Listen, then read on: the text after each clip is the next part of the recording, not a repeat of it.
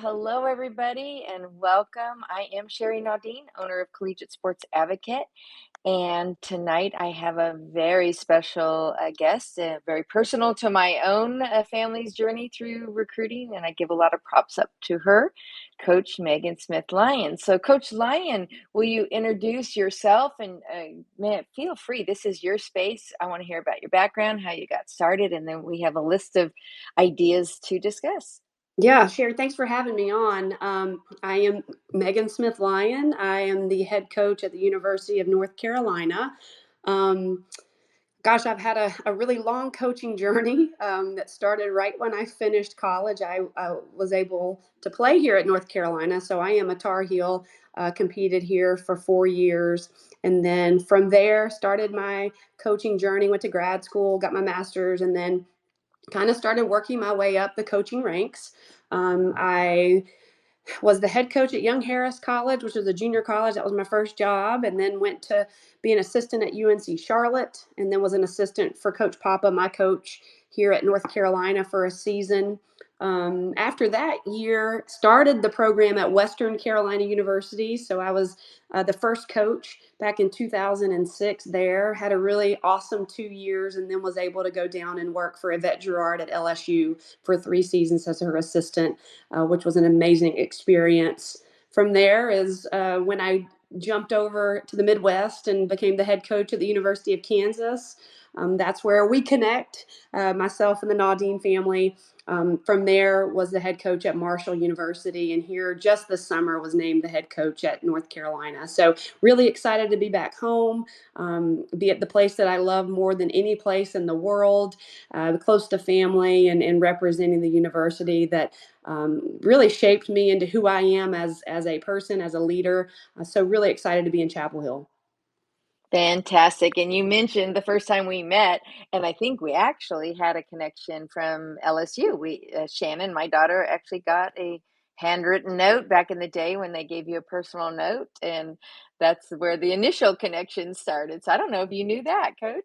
No, yeah, that's right. That's right. I mean, I always remind Shannon that she was my first commit at Kansas. Right when I got the job, I pretty much followed her around and watched her play in the Glory play, and was really excited about Shannon. And man, what an awesome player! What an awesome family you guys are. I really, really was lucky to be able to have her as a part of our program at Kansas. Well, thank you. And you know, you're near and dear to our heart. And that's what makes this space so special here tonight. Because as a recruiter, I've been doing this 10 years now. So many times people don't understand how important it is to really have an idea of who these people are and what the coach's core characters are. And we really try to, as an organization, give this out to them. So I just want to remind, we're getting a really nice audience lining up here, is that there's some emojis down at the bottom. And if somebody says something or you like something they say, give it 100%, give it a little heart.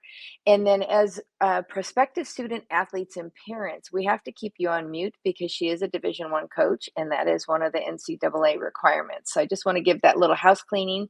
And then you can DM me personally and tell me if you've got a question, but we've got a whole list of things we're going to go through and hopefully meet all of your listening needs here tonight. So, Megan, our coach, I'll explain kind of how this topic came about. And each week, we host here at 7 o'clock on Central Time, and just a topic that's important to people.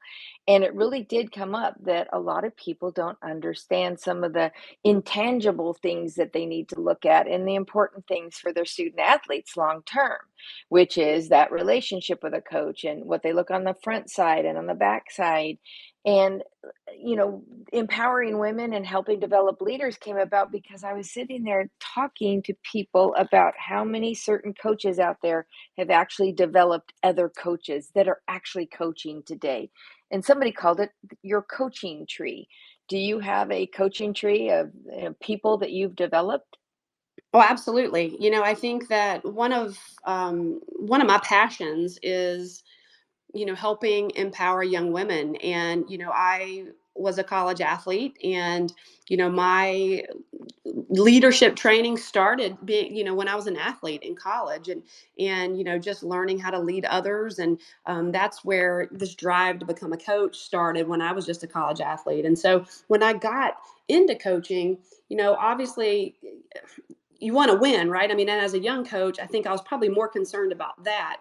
But as I developed and as I matured as a coach, it became way more important for me to help empower the players that I'm leading. And I want to see them live their dreams, and I want to see them become independent, strong young women who are capable of leading themselves really well, but leading others. And I think that that's something that's so important to me. And I think especially now, we one of my big hopes is that we can have a lot of women in the college coaching profession. And I think that it's a difficult job, it's not easy, but we can do it. We can do it, and we can do it extremely well. And I want to see that number grow of women coaching women. I think it's so important for young women to have female leaders, female role models, people that they can look up to, that have been through exactly what they're going through, that understand what it takes to be a female athlete at the college level. And I think it's just so important. So yes, I am always encouraging and hoping that players want to become coaches. I have several former players that are coaches. Your daughter being one of them at South Dakota State. I've got, gosh, a ton that have just graduated. Grace Chelleman is at Southern Miss. Maya Stevenson's at, gosh, I can't remember. That was Abilene Christian. It just kind of flew out of my head. But, so many of my former players are coaching. And that makes me so proud, because I want them to share their joy, share their love for the game, and be mentors for young women. I think it's so, so important. Yeah, and I kind of tickled my brain for the ones I knew that played with my daughter. You've got Shaylee out there in North Carolina, and Jimmy, you might have to help me with the name of the school, but Megan, do you remember which She's at school she's Wingate. at? She's at Wingate. Okay, awesome. Yeah, I know she's out there, and I deal with Ashley out in Western New Mexico. She's got several of our CSA players coming there. And then you've got Mariah, who was coach of the year for nationals for Right. Texas Glory out here in Dallas. And I know I'm missing somebody else, but you had a big class of them right there in that generation. So, and I think that's interesting when people need to know how we're all connected and everybody played with everybody or knew somebody that played with somebody, and it's literally a phone call away. So I mean that's the part I hope our listeners are getting, is how influential some of you mentors have been to these young coaches, and how the leadership really matters. So are there certain characteristics that you look for, and are you looking for that when you're recruiting them to be athletes, to be coaches?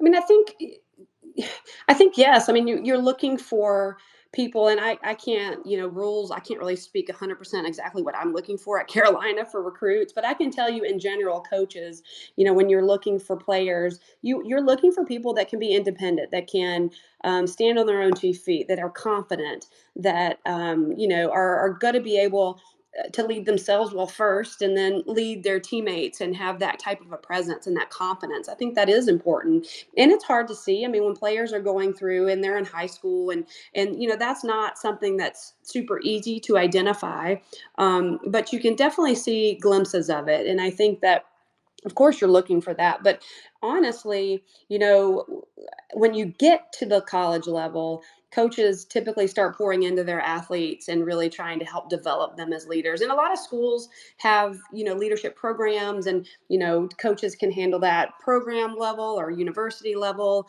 And I think that it's critical to develop those skills and to really help your athletes do that. It's not just about can they be great softball players, but I think it's about, can they develop into strong leaders? Can they, make an impact on others? I think that's so, so important that college coaches are helping their players do that as well. What were some of the coaches that were your mentors, and what was attractive in their behaviors or characteristics that inspired you? Well, first and foremost, I mean, Coach Papa, Donna Papa, who was the head coach at North Carolina here for 38 seasons. She was my biggest mentor. I grew up in North Carolina and, went to camps and, kind of, I learned how to play the game from her and her teaching and her coaching staffs and her players. So she was my biggest mentor. And luckily I got to play for her and then I got to coach with her. So I got to spend a lot of time with her. And, I think it was she would invest more than just being your coach on the field. And I think that really stuck with me. She was interested in me as a person, in what I was studying, in my path to grad school, in my family. She was not just there to make sure that I knew how to field ground balls and to hit balls. She was a bigger part of my life than that. And, I definitely sought that out from her. I wanted that relationship with her. So I made it a point to really invest myself, invest in having that relationship. But that was my biggest mentor, and throughout my career, I knew pretty early on in college I wanted to be a coach, and she was always someone that was encouraging, that was helping me get my foot in the door. I mean, I pretty much think every single job I've ever gotten, she's had a big hand in helping me and being, a reference and giving me advice on the process and things that I should, focus on when I'm interviewing. And, I think she was an unbelievable role model and mentor and has continued to be. And even now, she handed the reins of the program over to me, and she's still that for me. She's still there for me and helping me and giving me advice and little tidbits here and there. So she's a big one, and the other big one is Yvette Girard at LSU. I was only able to spend a few years with her, but I tell you, they were probably the most impactful years that I had. Being able to go down to Baton Rouge and spend time with her and learn from her, and at that point we were like third in the country. We were making super regionals. We were doing some pretty awesome things, and she had always done that, and that was new to me, being a part of that type of a culture and that type of an environment. But just seeing her passion for the game and her passion for pushing young people to do things that they maybe didn't even think they could do, but also doing it with kindness and with a lot of laughter. But she was tough, hard nosed. But being able to spend a few years with her and kind of seeing what it takes to really push the envelope, but still have your players' best interests at heart and support them through it. I think that was huge. And she's just an amazing human being. I mean, she's one of those people that she's good people, and she's always there for me, still is. And I would say her and Coach Papa are my two biggest influences in regards to leadership. Well, definitely well-known legacy legends that you got to play for, and I think that's an important thing that they kind of rose up that way. Is there a way, like when you're coaching or recruiting these kids and you're coaching them, are you identifying them as natural leaders, or are you helping them discover that they have that potential? And do you have any experiences with, maybe not name dropping, but just examples or samples of those kind of young ladies? Yeah, I mean, I think you do both, right? So there's some people that naturally step into college even as freshmen and are leaders, and it is known and it oozes out of them. And now you have to help them kind of navigate the growth and development of it. But for some people, it is a natural thing that is just a part of who they are. I when I got to Marshall, there was a player there, Blakely Burch. She's actually an assistant coach at Jacksonville. So that's a part of my coaching tree too. She was a transfer, so she wasn't a freshman, and I didn't recruit her. But when I got there, it was just immediate that she was a natural leader. You just knew it. She oozed it, and she had that confidence and that voice, and the respect of her teammates. So for her, it was more of working with her and just kind of helping the progression of it, and just being there alongside her as she grew as a leader. And for others, it's being with them when they're freshmen coming in and kind of seeing that at some point they're going to have that potential, and they might not have that voice or that confidence yet as an underclassman, but you can tell that it's going to be there. I mean, Mariah Montgomery comes to mind. You mentioned her. Your daughter Shannon, Chaley, Bricky, those are three freshmen I had at Kansas who I think I knew pretty early on they were going to be extraordinary leaders. They just needed some time to kind of grow into it and get their feet under them. And, it's helping empower them and to feed them confidence in that arena and give them, the skills and work through the skills that they're going to need to help develop into good leaders, communication skills, conflict resolution, holding standards appropriately, helping them figure out how to do that. And I think one funny thing comes to mind with Chaley, and Chaley really well, but she was super quiet as a freshman but really talented. And there were some practices where I wouldn't let anyone speak but her, just to kind of pull that voice out of her. And those are probably her least favorite practices. I'm surprised. I mean, she loves me now, but at the moment, I'm sure she did not like me. But just kind of helping people grow and getting them out of their comfort zone sometimes is what's necessary. And so it's kind of a mixed bag. Some people come in and they're ready to roll as a leader, and you just need to help refine it. And some you really have to help develop. And I think all we all as coaches, I'm hopeful that we're all doing that we're all searching for those that need the help to get there, and then helping those that already have the skills become even better as leaders. That's awesome, and I'll add a little bit here. Some of the stuff I advise the student athletes when they're in high school is, don't get hung up on all the things that are wrong with high school because not everybody loves it, but think about learning different skills like leadership, like coaching. Go help that little JV girl that's learning to use the T. Teach them those things that you know already that obviously one high school coach just doesn't have the wherewithal to do. And so I also think it teaches you the game in a different way when you start thinking about teaching it and growing it, even in leadership skills. Like, how do you be a leader without being bossy and demanding? And, the peer leadership is a real gregarious subject, especially when they're younger. So I think these are great skills and great ideas and characteristics. So I just want to remind the audience that we're open for questions, but you have to DM me because she is a Division 1 coach. So we can't bring you up to speak, but you can DM me here, or if you've got my cell number, you're welcome to text me. We'd love to hear from you guys, ideas or questions.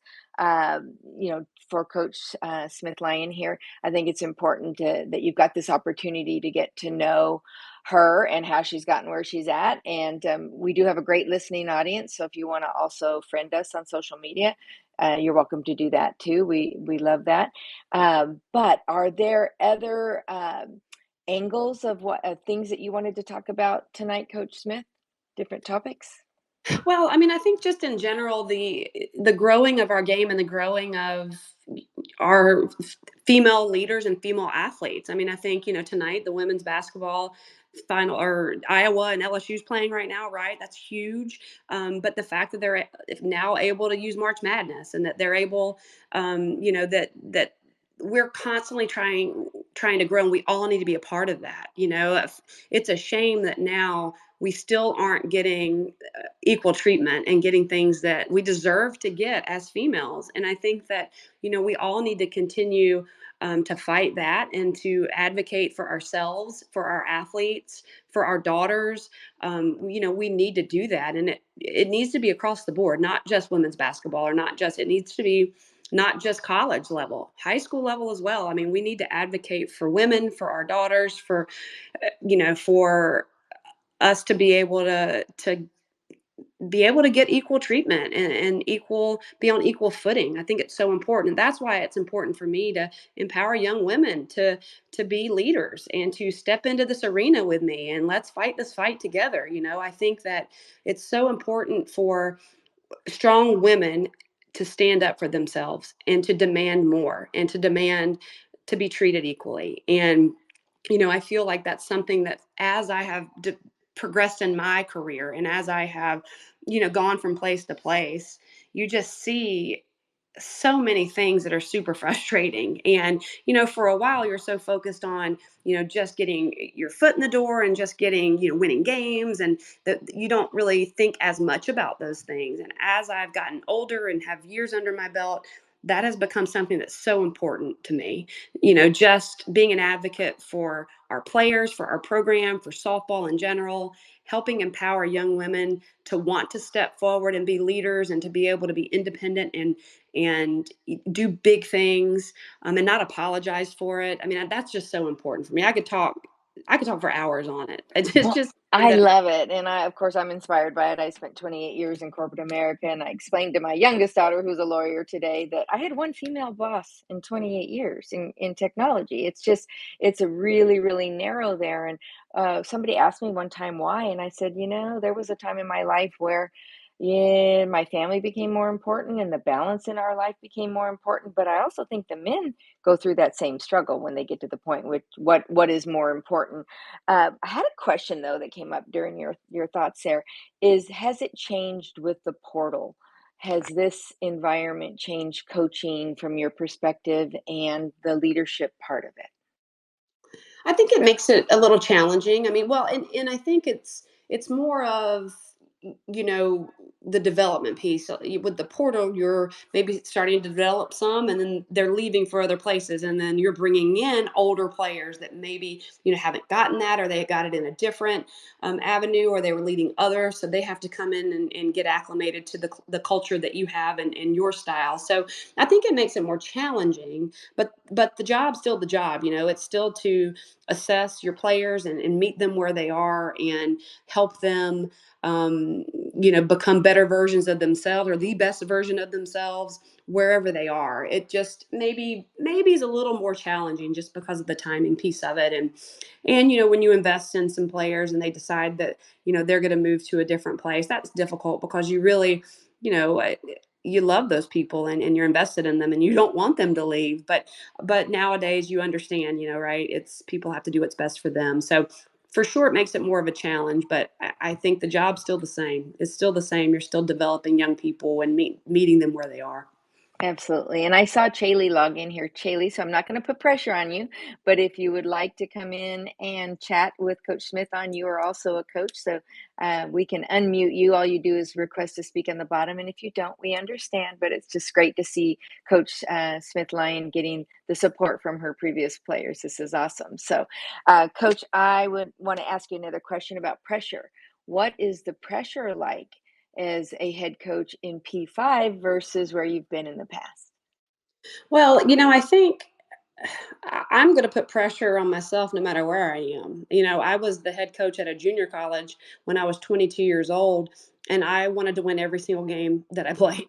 And I put pressure on myself to have successful seasons and to run things the right way and to have a good environment for players. So for me, the pressure is always self-imposed.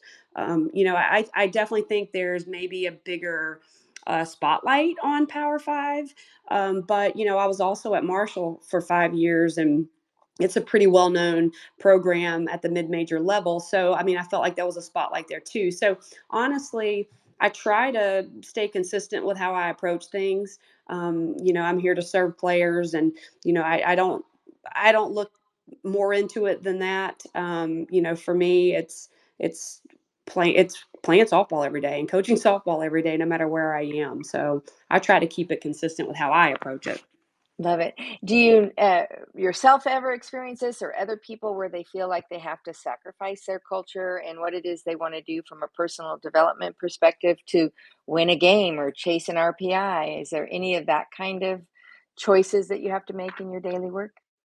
Yeah, absolutely. I think when I was a younger coach and maybe not as settled in my core values as how I wanted to do things on a consistent basis, I think I probably did make some decisions that were result based. And, looking back, you can always have regrets or wish you could have done something different. Looking back, who I am now and how I am as a coach now, I certainly would have made some different decisions in the past, but that's a part of the growing process for me as a leader. I had to go through those things to land at a place where I am super secure and how I am and what I believe in and how I operate, regardless of where I am or regardless of who I'm coaching.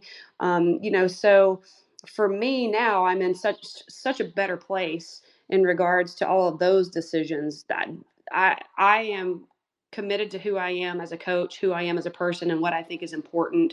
And that's how I'm going to operate. But, it wasn't always that way. I had to mature as a leader. I had to go through some ups and downs to get there, and really find my true core and what I really, really felt was important. And now I don't waver from that.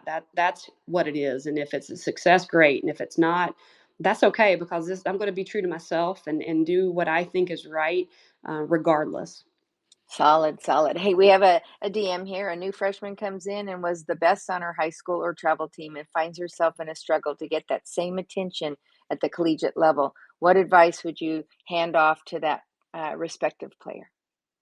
I mean, I think that's such a tough thing that at the college level you see a lot. I think I hear coaches talk about that all the time. You have these talented players coming in, but now they were the best player on their team in high school or summer ball, and they get here and they're one of 20 best players, and that's sometimes a difficult thing. And I think that it's just um, building relationships with all players, regardless of if they are getting the playing time or not at that moment. And I also think for freshmen, helping them understand that it's a marathon, not a sprint for them. That this is not about one moment or 1 year or one weekend. Things change, and you have to be on your own timeline. And that's an important lesson for all young players. You can't compare yourself to others. You can't compare your timeline to others.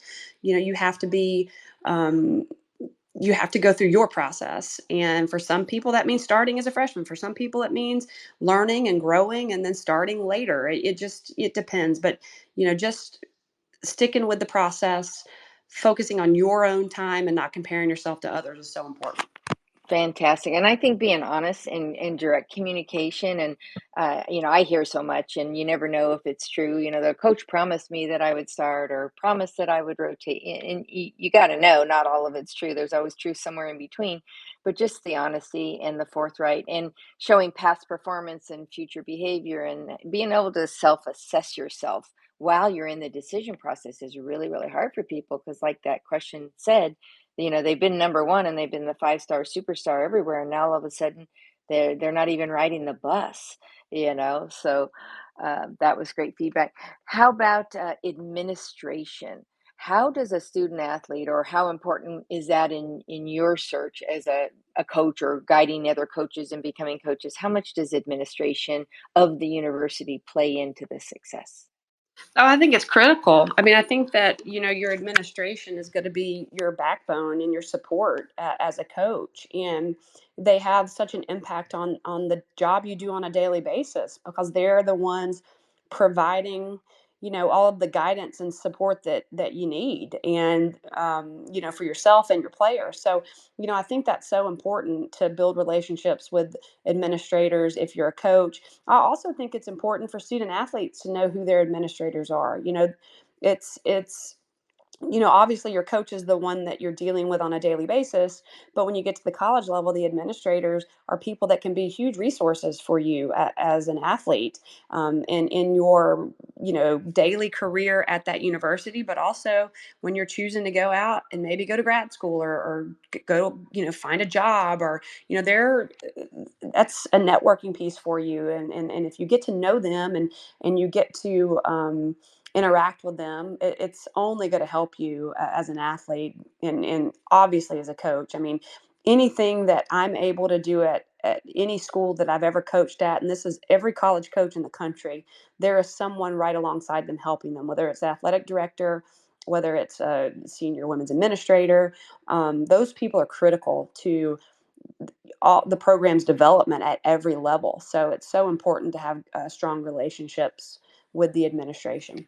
Well, and you've even developed one of them. You have an administrator that you developed through the process that played with Shaylee and our daughter, Maddie Stein. She's Maddie Mason now, which is my maiden name. So I'm like, hey, this is awesome.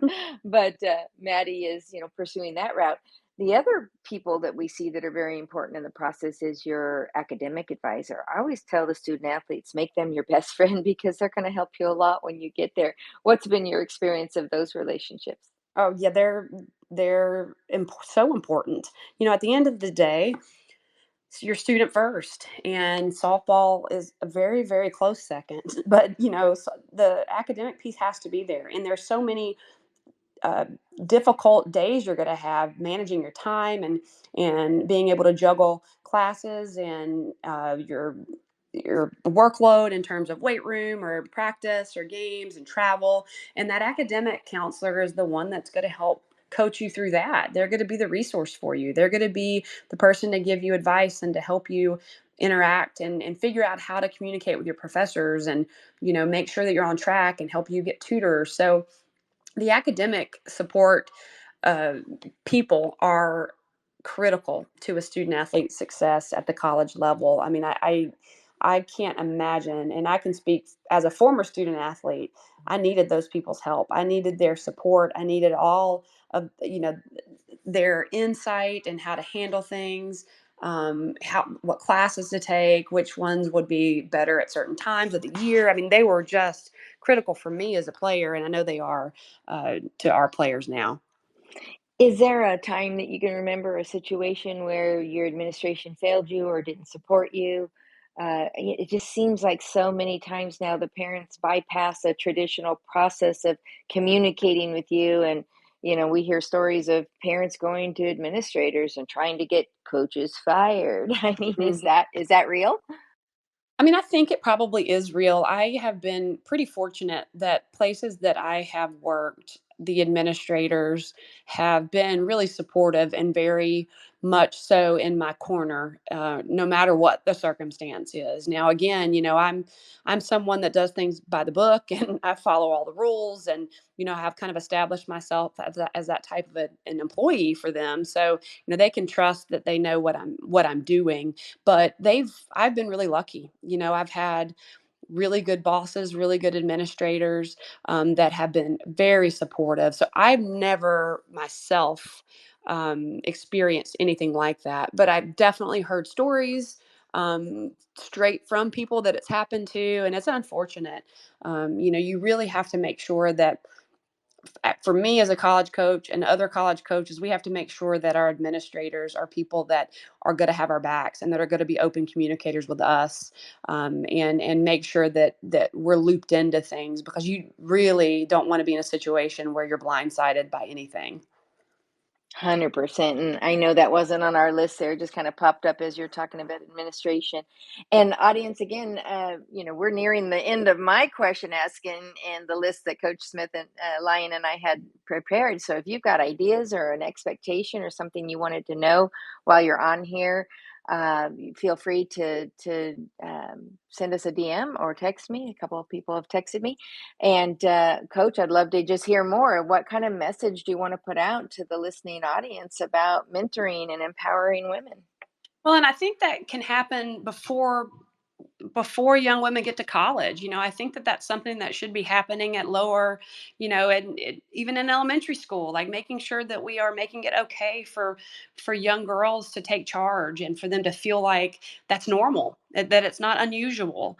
I think that a lot of times, young girls are made to feel like they have to take a back seat, or they're looked at as too bossy or too masculine if they want to lead or if they want to stand up for themselves. And I think that when that happens to young girls, it maybe makes them pause later down the line when they're ready to kind of jump into that and be in a position of leadership, that maybe they hesitate. And I hate that. I want to make sure that starting young, that they feel like you can run the world, you can do it all, and you don't have to take a backseat to anyone, and your sport and what you love is just as important as what the boys love in their sport. And I don't know if that message is being sent to young girls now, and it needs to be. We need to start it young, so as they grow up, they know that they're just as capable, just as important, if not more so, than the boys and than the men. And I think that if we could start it younger, we would have hopefully less issues as things progress. It's gotten better, but we still got a long way to go for sure. Fabulous. Here's another question. How would you advise a student athlete to go about juggling their class schedules, or sorry, their class loads and their team schedules? Well, I think, the great thing about when you get to college and when you play college softball, your coaches are going to have very meticulous schedules, and they're going to be organized about it. I say all of them. I'm assuming, I mean, I am super organized, and I know a lot of my colleagues are as well. So you'll know well before, when you're scheduling your classes, when practices are going to be, what time blocks you need to hold off for classes. Practice is going to be from 2 to 5, so make sure that you schedule your classes around it. So those things will be communicated really early. So you'll be able to figure out how to finagle your schedule around your practice schedule.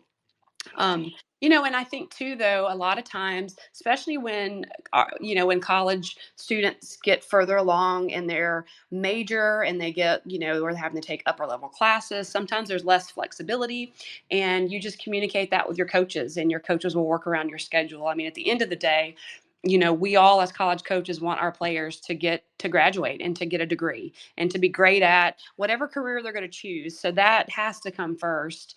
And we'll do everything we can to, get classes where it doesn't interfere with practice. But if it ever does, we'll work around it. And I would think most college coaches would do that just to make sure players are able to take the classes they need. That's fabulous, and I have to tell a story because it links back into my daughter playing for you. She called, like, one of the first weeks she was there in Kansas, just upset that she had gotten the whole team in trouble, had to run laps because she was late, and I'm like, "Well, where's your calendar? Why aren't you getting all these classes put in your calendar?" And she literally yelled at me because she didn't have a calendar because I was doing her calendar for her till she went to college, and so I thought, "What the heck? I'm going to teach calendaring because I'm a master of it," right? So that's one of the programs that our company puts together to help these student athletes do their time management, prioritize, put together, how much time they're spending on their cell phones. And hey, if I have homework or I have an assignment due, so that block scheduling and, setting it up on Sunday night. So you've got your week planned and planning for emergencies. You get a flat tire, things like that. So it's pretty funny because that's where our time management program started from, Coach, was Shannon not being at practice on time. Gosh, I don't ever remember her having any issue or being late. I felt like she was like the perfect player. I never remember that. See, she must have done a lot of great things after that, because I don't even remember that. That's funny. I love it. But and we love that. So, how about other topics that you want to cover tonight? Things that are important that you want the listening audience to know. I think one thing too, I've heard a lot of people talking about, maybe not playing high school ball, or should I play high school ball, or, in fact, I had some people asking me that, young players, I mean, they were 12, 11, 12 years old. At our games this weekend, asking me if we watch high school ball. And I think that, at the end of the day, I think it's important for players and families to make the decision that's best for them. But you mentioned something that I wanted to touch on. You talked about how you can help your high school teammates and you can help the teams, and that can be a piece of leadership for you. And I think I've told people that constantly, that their high school team may not be as talented as their summer team or their travel team, and that's okay. Go there and help teach. The more you teach something, to me, the better you get at it. So I think that, when you put yourself in that position, maybe your high school team isn't as talented as your summer team. That's okay. Make an impact there. Be a positive impact for your coaches and for your teammates, and just enjoy representing your school. That's an opportunity just to have fun and to represent something bigger than yourself. That's your school, and I think that mentality sometimes gets lost. So, I for what it's worth, those people that ask me, should they or shouldn't they? I mean, do I go to high school games? Do college coaches in general go to high school games? Maybe not a ton, but at the end of the day, I think families need to make the right decision for them, and it's not always right to play. But I also think that it's an opportunity to share your love for the game and your knowledge of the game with people that maybe don't have that knowledge base, and you can help grow the game that way. Oh, you just hit the nail on the head because I get this asked every year, and it's usually a freshman parent. They have this expectation that it's going to be something that it really isn't because you don't have a lot of control over it. So I go through the life skills and the things that you get out of it, developing leadership, developing learning to be a coach, sharing your journey with others. And this one gentleman kind of went rough on me, and I was like, it's because I said coaches have choices. They just skip you. It's a red flag. There's no need for that. There's conflict resolution, there's communication, there's all kinds of things you can do. And he wanted a list of all the coaches that would take them off the list so that they won't come to your camps. And I'm like, buddy, you don't get to pick. They pick you. And by exposing yourself in this social media post, man, they know who you are now. It's just so funny. But it's always the freshman age group, or as they grow through their journey, then they're not getting out of it what they want. So I always say one team wins, and it's not practical for the college coaches to use high school as a recruiting avenue because the depth of talent on your opponent is usually not as worthy. Mhm. So it always makes it difficult. But I do have another question from the audience. Yep. Are you seeing some NIL possibilities out there, and is it really happening? Yeah, I mean, I think that, and I can only speak broadly. I can't really speak specifically about our university. I'm not allowed to do that, Completely understand. Thank but you for I clarifying. yeah, but I do think those opportunities are becoming more and more prevalent in softball. I think is it to the level of some other sports? Not as widespread. I think there's certainly some programs that are probably a lot heavier into it than others. But I definitely think that the conversations are starting. That there's some movement towards having those opportunities for softball players at a lot of different universities and levels. I think it's just going to keep growing. I don't think it's going to stop or slow down. I think it's going to just keep growing and growing. And the popularity of softball, of our sport, it's people love it. It's getting national attention. It's on TV. It's getting great viewership. I think you're going to see it more and more in our sport, and not just the top two or three programs in the country. You're going to start seeing it across the board, which is, at the end of the day, whether you like it or not, it is what it is right now. So, I choose to look at it as an exciting opportunity for the young people that I coach. And, will they all get NIL stuff? I don't know. But, isn't it awesome that they might have an opportunity, to get a little help here and there? So, yeah, I'm starting to see it, be more widespread than just at a few places. And I think it's just going to keep growing. And I'll add to that, you gotta go to games. You gotta buy merchandise. You gotta participate in the collaborativeness of growing the game. Watch it on TV, show up, put gear on, go to the local camp when it's available and it's cost effective, Hmm. because the local kids can come, I know you have younger kid camps too that aren't just recruiting oriented. So, support the schools and not just Power Five, support D1 mid-major.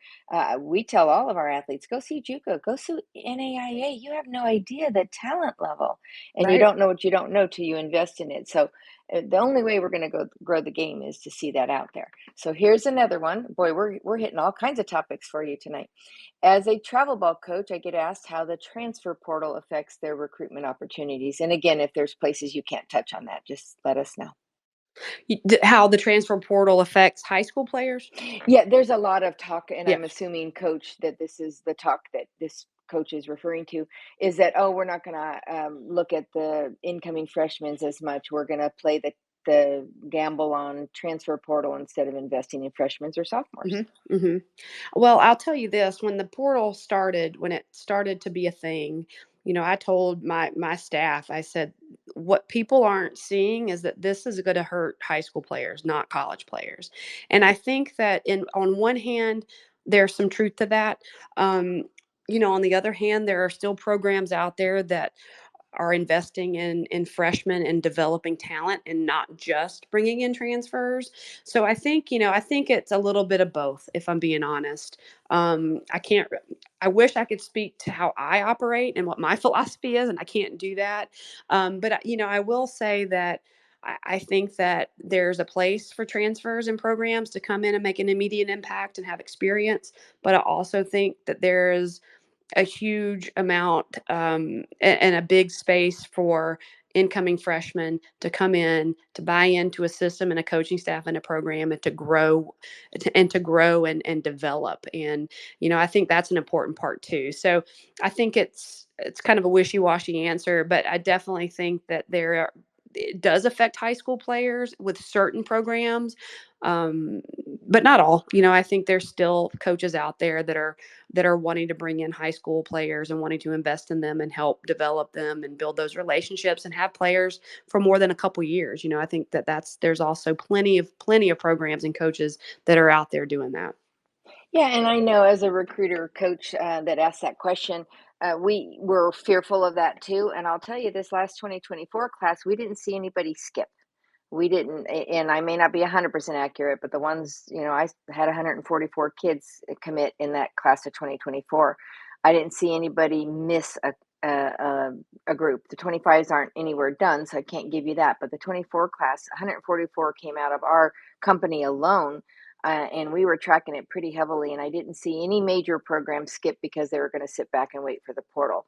So I'm with you, Coach Smith Lyon. I think it's a combination. I think you have to do what's in the best interest of your program and what you want to do, because gambling on the portal, they're in there for a reason. It's a red flag. You need somebody, it's a red flag. I always tell people there's some conversation that has to come up around it.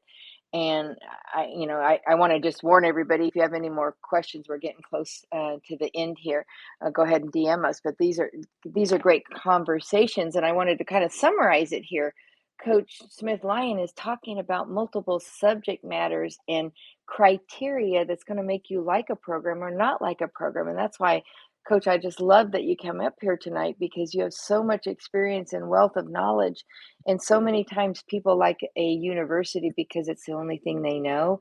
And, in your case, there's a lot of Carolinas on here, they would be proud to play in their state. I always joke, in Texas, they're proud to play for their country of Texas, you know, but that becomes reality, but it's so much more than the name on the door. And then, the fear, and I'll follow up with this question, the fear of a coach leaving. My daughter luckily was in the process and then got the phone call from you when you got the head coaching job. So we were excited to still be in the process. But if she had been committed, I mean, do you lose a lot of players when you've gone to a new organization?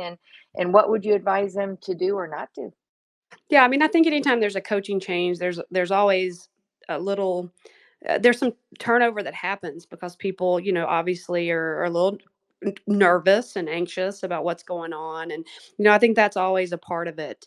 And I do think that when you're making decisions, and this goes for coaches with new players, or players that are committed that maybe aren't signed yet, you have to kind of get to know people and see if it's a good fit, because the school is first and foremost, right? I mean, obviously you need to pick a place where it's a good fit for you academically, it's a good fit for you culturally, in the location, like all of those things need to be there. But you also need to figure out if you're going to fit with your coaching staff. That coach is going to have a huge impact on you.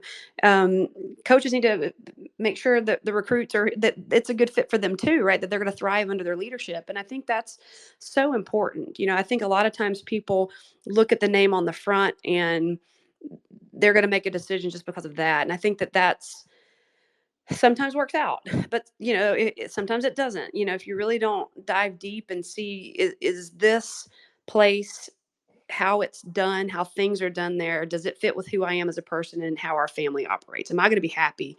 And I think that's important. So when there's a coaching change, that's hard to assess quickly. That's really difficult to assess. So it's a little bit of a gamble, a little bit of a gamble. I mean, like for Shannon with me at Kansas, it worked out luckily, right? And she stayed for 4 years and had a great career, and we built a great relationship, and we still have a great relationship today. But it's a little bit of a risk, and I think you know you just have to try to assess quickly whether or not that's going to be a good fit or not. I don't know if that really answers your question, but I know I think coaching it's is yeah, I tough. think it's a good summary. It's almost like you're re-interviewing and reassessing and I my fear obviously being on the recruiting side is people go through that thought process emotionally instead of factually and with somebody giving them some insight and guidance to understand what they're getting themselves into. Many times I get phone calls, "Oh, I put myself in the portal, do you help transfer?" And I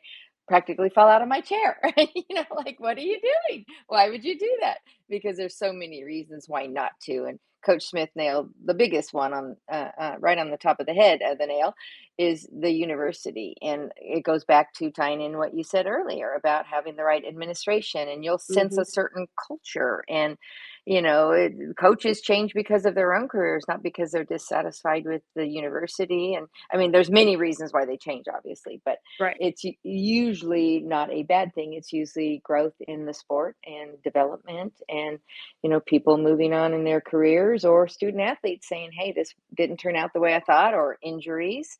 How do you handle injuries? Is that something you can discuss or is that university by university?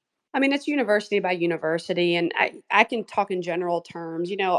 Any injuries that happen. I mean, you're athletes are protected. So at the end of the day, if anything happened to a player that cost them a season or even I mean, you hate to say it, but sometimes it happens where it's a career-ending injury. You're protected, and the university is still going to be there helping you and giving you the support services that you need to finish your degree. And if you're able to get back and rehab and get back, to be able to get back. So there's a little bit of protection there. I can't speak for every university, but most universities and universities that I've worked at, all of them have had that. And I think that's just a part of, the NCAA part of it too. I think that they protect athletes that go through injuries. It's tricky when you go through injuries before you get to college. That happens too, right? People commit and then they get injured, and then so at that point it's really how the coaching staff wants to handle it, and that can be a tough and difficult situation, something that I've dealt with athletes before. And again, I can't speak specifically how I do that, but I know that's a difficult thing to deal with when you aren't quite signed and you're not there yet. That's a tough thing for young athletes and for families. And that definitely is an area that I'm sure causes a lot of stress and anxiety for people. Definitely. We've seen a lot of that. Obviously, we're almost 1,200 student athletes nationwide in 10 years. So we've seen a lot of different situations. And that's what I always tell everybody, it's an individual path and it's an individual and family decision. It is not a given because you choose a school and you go to their camp that you get recruited. I just don't see that one on one as much anymore as we did in the olden days. But I wanted to kind of wrap it up. Coach, did you have any other thoughts that you wanted to say or? No, I feel like we covered a lot. Oh my gosh, we covered way more than we planned on, thanks to our wonderful listening audience. But I love it because we have a really good group of people that join in. Plus, if you guys will reshare it and say what you liked about the space, then other people listen. We got as many as 5,000 on certain podcasts last year. So, share the information, share the wealth. Coach Smith, we are rooting for you to have an amazing year and career. And I could have jumped 10 times out of my chair when you got that job because I knew you were UNC through and through from the day I met you. So, very, very exciting for you and your family. And tell Coach Lyon we say hello. And thank you, everybody. Hopefully, you'll come back again. I think next week I'm trying to find somebody who wants to talk about building a culture. So, if you got some ideas or you want to shoot me other ideas, and then Coach Smith, you're always welcome back again. So, Well, thanks for having me. I enjoyed it. It was fun. It was a lot of fun. oh, it was awesome, and I didn't realize we're butting up against basketball. I probably, didn't do a good job to the audience there, so awesome. Thank you all. We'll see you next Monday. I just waved like you guys can see me. I hope you know that that's pretty funny. But Coach Smith, we love you like family, and we'll chat again soon. All right. Good Love night, you. everybody.